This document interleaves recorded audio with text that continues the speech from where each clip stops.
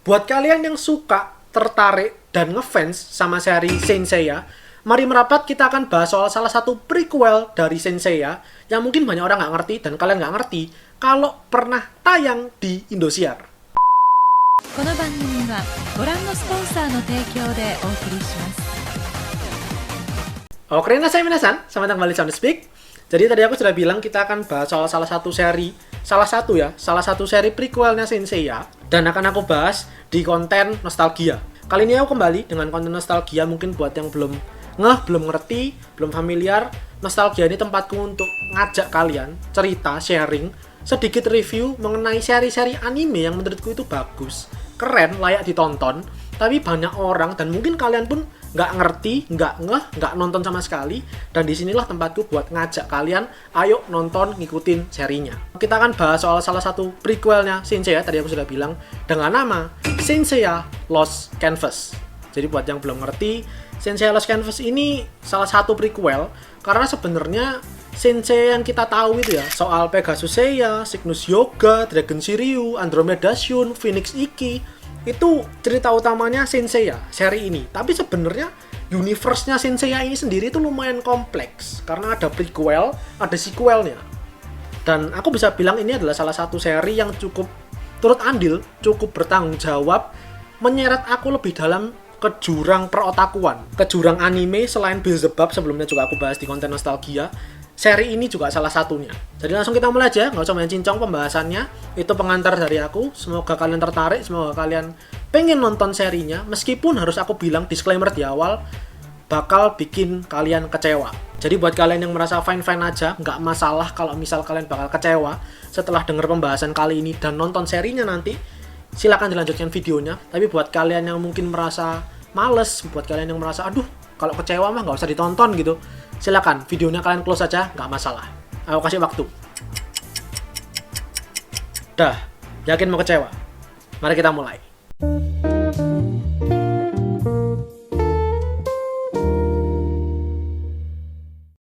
Saint Seiya Lost Canvas. Jadi ini tuh animenya tayang tahun 2012. Jumlah episodenya 26. Dan formatnya aku cukup terkejut karena ternyata formatnya OVA, bukan TV series. Seperti yang aku bilang tadi, ini adalah salah satu prequelnya Saint Seiya. Salah satu, karena tadi aku juga sudah singgung, Saint Seiya itu lumayan kompleks sebenarnya ceritanya. Jadi, buat yang belum ngerti, Saint Seiya yang kita tahu bersama itu ya, soal Pegasus Seiya dan kawan-kawan, yang mana sempet trending gara-gara game smartphone-nya itu ya, tahun lalu kalau nggak salah, sempet booming gitu, berapa bulan. Tapi entah kenapa kok sekarang nggak begitu banyak dibahas, nggak begitu santer. Padahal dulu itu konten YouTube perasaan isinya game itu terus Saint Seiya semua gitu. Tapi kok sekarang nggak. Saint Seiya yang kita tahu itu mengambil latar di abad 20. Saint Seiya Lost Canvas mengambil cerita di abad 18. Dan sebelum Lost Canvas itu ada di abad 18 juga, namanya Saint Seiya Next Dimension. Jadi prequelnya aja udah lumayan bikin pusing ya gitu ya. Ada dua prequel ini meskipun sama-sama di abad 18. Dan ada sequelnya, mungkin beberapa dari kalian mungkin ngerti dan sudah nonton kali ya. Sequelnya Saint Seiya yang kita tahu ini namanya Saint Seiya Omega.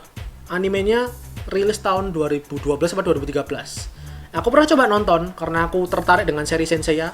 Tapi grafisnya, waduh luar biasa. Bikin sakit mata, jadi aku drop. Nggak enak banget buat dilihat, agak miring. Nggak enak banget buat dilihat. Saint Seiya yang utama rilis tahun 1986 animenya. Mau aku coba ikutin, bikin mata sepet, burik banget, nggak enak banget buat ditonton grafisnya. Jadi buat yang aman kalau mau ngikutin soal perjalanan cerita para Saint, mending nonton di Saint Seiya Lost Canvas saja. Buat kalian yang penasaran ya. Jadi langsung aku mulai pembahasannya. Aku mulai dari sinopsis sedikit aja lah ya. Semoga bisa menarik perhatian kalian supaya kalian pengen nonton seri ini. Jadi seri ini menceritakan 3 anak kecil yang hidup di panti asuhan dengan nama Tenma, Sasha, sama Alone. Nah, mereka bertiga ini hidup bersama dalam panti asuhan sampai suatu ketika si Sasha, cewek ini itu diajak pergi, dijemput oleh salah satu Gold Saint yang mana adalah Saint Sagittarius. Dan Sasha ini yang tampilannya kayak biarawati ini kemudian kayak dibawa pergi. Terus ya si Alone sama Tenma ini nggak ngerti kenapa kok Sasha dibawa pergi. Pokok mereka mengerti kalau si Sasha ini punya tugas, punya misi begitulah yang harus dia jalani. Nah, tersisa tinggal si Tenma sama Alone. Suatu ketika juga si Tenma itu juga akhirnya pergi berkelana. Jadi dia itu menyelamatkan desanya dia dari banjir gitu lah, dari bencana gitu lah intinya. Terus dilihat sama Libra Dohko, Saint Libra yang ada di sensei yang utama yang kita tahu itu, yang tampilannya kayak engkongkong tua kayak Yodanya Star Wars. Dia itu hidup dan ada di Senseiya Lost Canvas, dan dia memang Gold Saint Libranya. Jadi dilihatlah aksi heroiknya si Tenma ini tadi. Diajaklah, ayo nak, kamu punya kosmo yang hebat, punya kekuatan yang hebat, kenapa kamu nggak coba jadi Saint? Berkelana lah akhirnya si Tenma, tinggal si Alone sendirian. Suatu ketika, fast forward ya, si Tenma ini akhirnya sudah belajar berlatih menjadi seorang Saint, menjadi calon Saint, dan suatu ketika dia papasan ketemu dengan cewek yang tidak lain tidak bukan adalah Sasha. Jadi sudah beberapa tahun mereka terpisah, akhirnya ketemu kembali, dan si Sasha ini adalah Dewi Athena. Jadi tugas yang diemban sama Sasha ini adalah menjadi titisannya Dewi Athena. Tipikal ceritanya Senseiya ya, mungkin yang belum ngerti, Senseiya itu kan ceritanya berkaitan erat dengan mitologi Yunani. Nah, si Tenma akhirnya menjadi Saint Pegasus. Karakter utamanya Pegasus. Dan mungkin sedikit trivia kecil ya.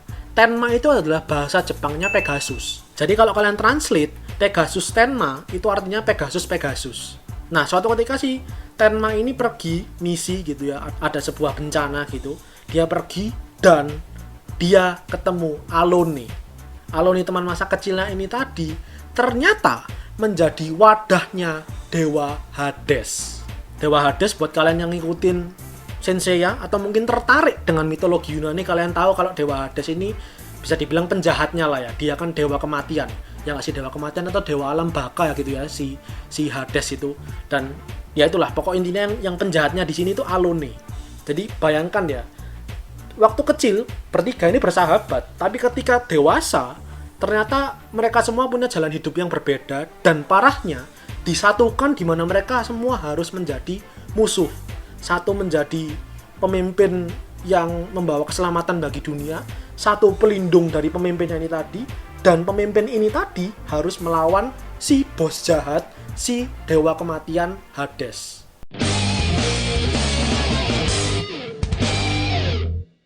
Jadi cukup tragis ya cerita tiga anak ini tadi.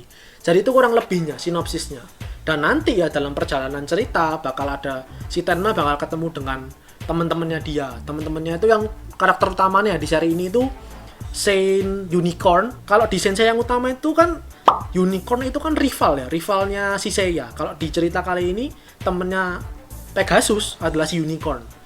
Nama unicornnya Yato, Unicorn Yato. Terus ada cewek juga.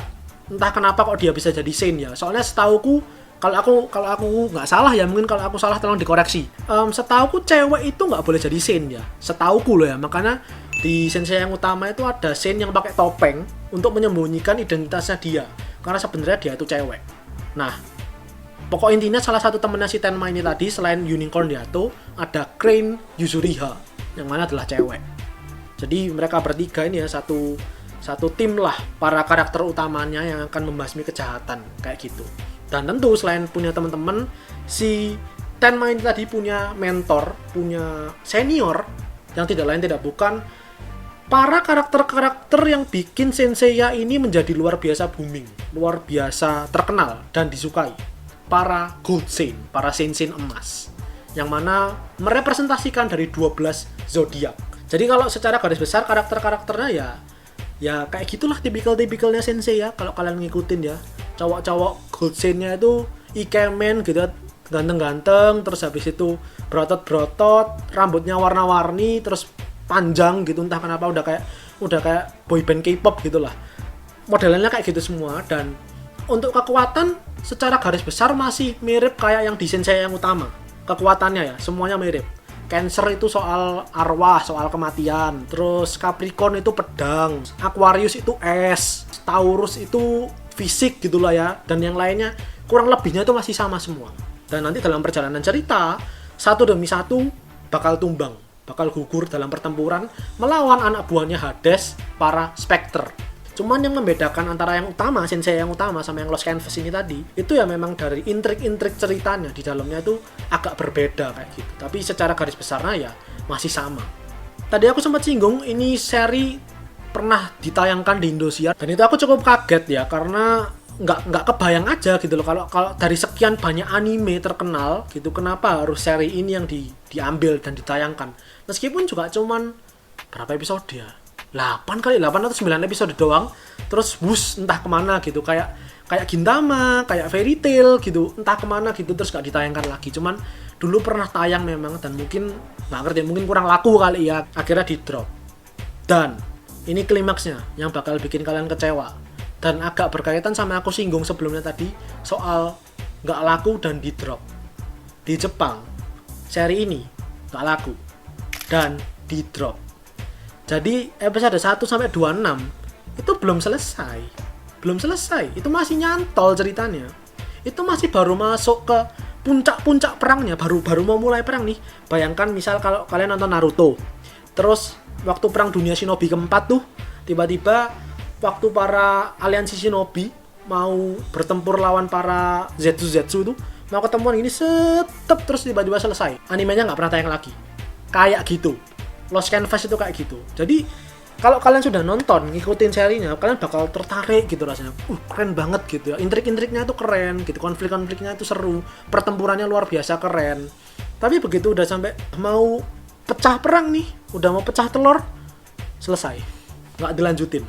Jadi memang bikin agak mengganjal. Makanya tadi aku bilang, kalau kalian nggak masalah untuk kecewa, ya silakan selesaikan video ini, silakan kalian nonton nanti serinya. Tapi mungkin kalau kalian setelah mendengar pembahasan ini pun kalian anjir ternyata nyantol ceritanya dong, ya udahlah nggak apa-apa. Buat wawasan kalian aja kalau ada seri yang sebenarnya cukup bagus, punya potensi keren tapi nggak dilanjutkan. Jadi mungkin kalau kalian memang mau ngikutin serinya, animenya ya, terus kalian masih penasaran, silahkan lanjutkan ke manganya. Setauku komik fisiknya itu ada kok di Indonesia. Di toko-toko buku itu, kalau aku nggak salah aku pernah lihat Sensei Lost Canvas. Meskipun aku kurang ngerti itu volume berapa. Apakah setelah animenya ataukah masih tentang di animenya juga. Jadi itu ya. Aku nggak ngerti kenapa kok perasaan seri-seri yang aku referensikan itu perasaan agak nyantol-nyantol gitu ya. Anonatsu de Materu kemarin aku bilang ceritanya cliffhanging endingnya. Kalian yang tentukan sendiri apakah itu happy atau sad. Beelzebub itu juga cerita endingnya beda sama yang di manga. Sehingga kalau kalian mau tahu lebih lanjut, lebih real itu kayak gimana, ikutin masuk ke manganya. Kali ini pun Lost Canvas ya begitu. Endingnya juga nyantol, nggak selesai. Jadi itu untuk pembahasan kali ini, Sensei Lost Canvas, yang mana mungkin kalian setelah mendengar kalau ceritanya bakal nyantol, bakal nggak nonton kali ya.